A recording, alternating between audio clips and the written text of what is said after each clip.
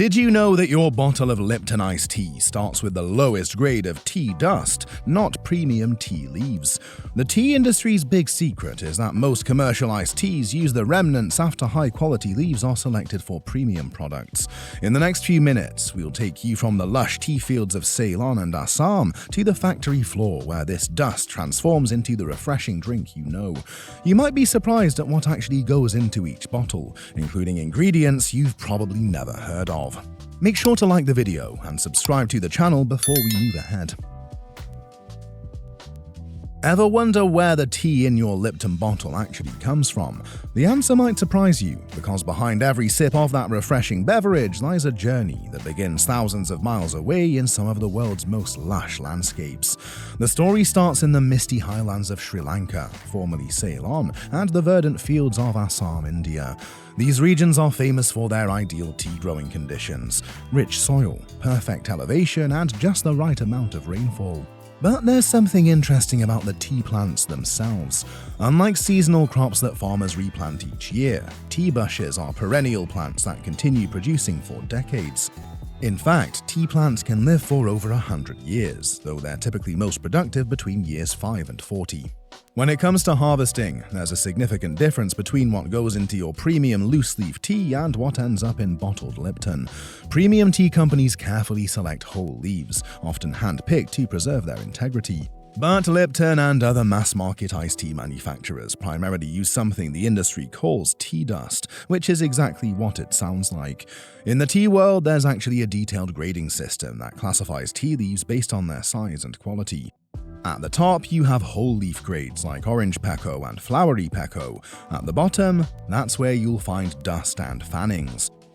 Tea dust consists of the tiny particles that remain after the larger, higher quality leaves have been sorted and removed for premium tea products. It's essentially the leftovers of the tea production process. You might think this sounds like getting the short end of the stick, but here's where things get interesting.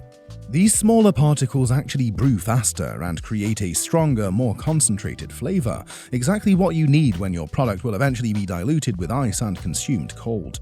The quick extraction time makes tea dust ideal for industrial-scale brewing where efficiency matters. The harvesting methods also differ dramatically. While premium teas often involve careful hand-picking, selecting just the top 2 leaves and a bud, commercial tea production like Lipton's relies heavily on machine harvesting.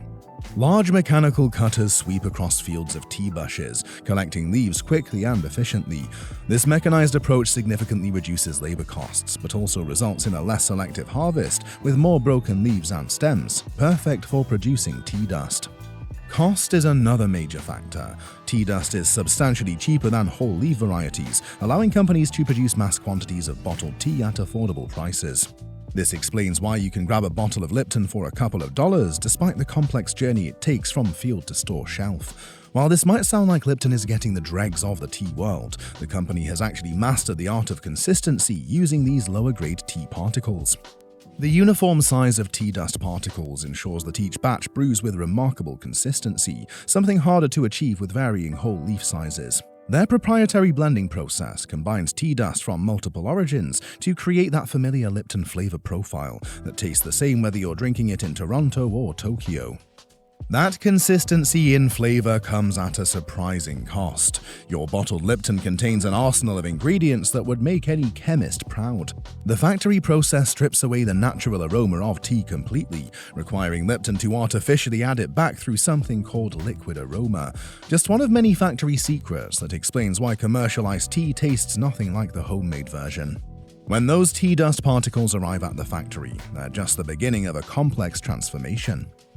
The first step involves brewing the tea dust in industrial-scale equipment that creates a highly concentrated extract, far stronger than anything you'd make at home. But here's where things get interesting. That extract is just the foundation for what becomes a sophisticated chemical blend.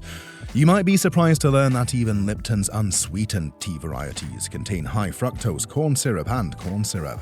These aren't added primarily for sweetness, but rather as stabilizers that help maintain the product's consistency. This revelation often shocks consumers, who expect unsweetened to mean free from any added sugars or sweeteners. The chemistry doesn't stop there. Look at the ingredient list on your bottle and you'll spot preservatives like potassium sorbate and sodium benzoate. These chemical compounds aren't there to enhance flavor. They're working behind the scenes to dramatically extend shelf life. Without these preservatives, your bottled tea would last days instead of months. They're the reason you can stock up on cases during a sale without worrying about spoilage. Another crucial component in the bottling process is phosphoric acid. This ingredient serves a dual purpose. It maintains precise acidity levels while simultaneously preventing bacterial growth throughout the production and distribution chain. That bottle sitting in your refrigerator for weeks, it stays fresh largely thanks to carefully controlled pH levels. The visual appeal of bottled tea also requires some chemical assistance. That amber hue you immediately recognize as iced tea comes from added colorants like caramel color and red 40. The industrial brewing process doesn't naturally produce that consistent golden brown color consumers have come to expect, so manufacturers add these artificial colors to achieve the perfect look. Perhaps most fascinating is what happens to tea's natural aroma during mass production. The industrial brewing process is so efficient at extracting the tea compounds that it actually strips away the natural scent completely. This creates a problem. Tea without its characteristic aroma simply doesn't taste right to consumers. Lipton Solution, they capture the natural aroma from their tea leaves separately and then add this liquid aroma component back into the final product. It's essentially tea perfume that makes the beverage smell like, well, tea again. When you make iced tea at home, you're using tea and water. When Lipton makes it, they're orchestrating a precisely calibrated blend of extracts, stabilizers, preservatives, acids, colors, and aroma compounds. This elaborate formula isn't random. It's carefully designed to ensure that every bottle delivers exactly the same experience, regardless of when or where it's consumed. You might think the difference between commercial and homemade iced tea comes down to those chemical additives, but the real reason your kitchen creation tastes bitter isn't what you'd expect. The secret lies in a brewing ratio that feels counterintuitive, using substantially less tea and a brewing technique that contradicts everything you know about making a proper cup of hot tea. When you make iced tea at home, you're likely following the same process you'd use for hot tea. Steep the tea bags for several minutes, then chill it down and add ice. This common approach is actually setting you up for failure from the start. Commercial producers understand something that most home brewers don't. The ideal tea-to-water ratio for iced tea is around 1:16, which seems surprisingly weak until you factor in what happens when ice melts into your drink. Most of us make our homemade tea far too strong. We brew it like we would a hot cup, expecting the ice to dilute it to the perfect strength. But this approach extracts too many of the bitter compounds from the tea leaves, creating that harsh taste that never quite matches the smooth commercial versions. The bitterness becomes even more pronounced when you chill the tea, as cold temperatures actually amplify our perception of bitter flavors. Temperature control is another crucial factor that's nearly impossible to replicate in your kitchen. Commercial iced tea production maintains precise brewing temperatures that optimize flavor extraction without pulling out excessive tannins. These tannins are what give tea its astringent quality, that dry, puckering sensation you feel on your tongue when drinking oversteeped tea. When you make tea at home, your brewing temperature likely fluctuates wildly compared to the tightly controlled commercial process. Then there's the brewing time. For hot tea, longer steeping often means stronger flavor, but for iced tea intended to be served cold, the ideal brewing time is surprisingly brief. Commercial producers have calculated the exact steeping duration that extracts the pleasant tea flavors while minimizing the bitter notes. Most home brewers steep far too long, thinking more time equals more flavor, when it actually results in more bitterness. The role of citric acid in commercial iced tea goes beyond just preservation. It actually balances the flavor profile by counteracting bitterness and brightening the overall taste experience. This is why even unsweetened commercial varieties taste smoother than your homemade version. They're using acid as a flavor enhancer in a way most home recipes don't account for. Speaking of sweetness, commercial producers have perfected the art of using just enough sweetness to mask bitterness without making the tea taste overly sugary. Even in varieties marketed as unsweetened, trace amounts of sweeteners help round out the flavor profile. When making tea at home without these subtle sweeteners, the bitter notes become more pronounced. Believe it or not, you can actually get close to that commercial taste at home if you're willing to change your approach completely. Start by creating a tea concentrate using 10 tea bags steeped in just 3 cups of boiling water.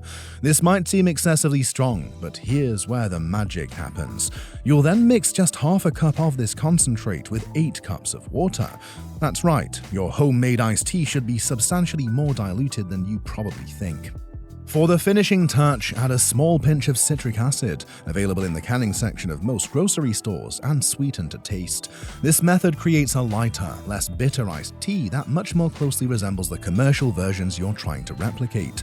The extreme dilution feels wrong to most tea lovers, but it's the key to achieving that smooth, refreshing taste that keeps people reaching for bottled iced tea. And there you have it, the complete journey from tea leaf to that refreshing bottle of Lipton in your hand. What started as simple tea leaves has undergone a remarkable transformation through industrial processes that blend science and efficiency. This isn't just about making tea, it's about creating a product that tastes identical, whether you're drinking it in Miami or Mumbai. As consumers become more conscious about ingredients, many are turning to homemade alternatives, using natural ingredients without the additives found in commercial products. This knowledge puts the power back in your hands. You can continue enjoying the convenience of bottled tea with its consistent flavor, or experiment with creating your own version at home that aligns with your preferences. Next time you twist open that cap, you'll see beyond the amber liquid inside, appreciating the complex journey that created this seemingly simple beverage. Because sometimes, understanding how something is made changes everything about how we experience it.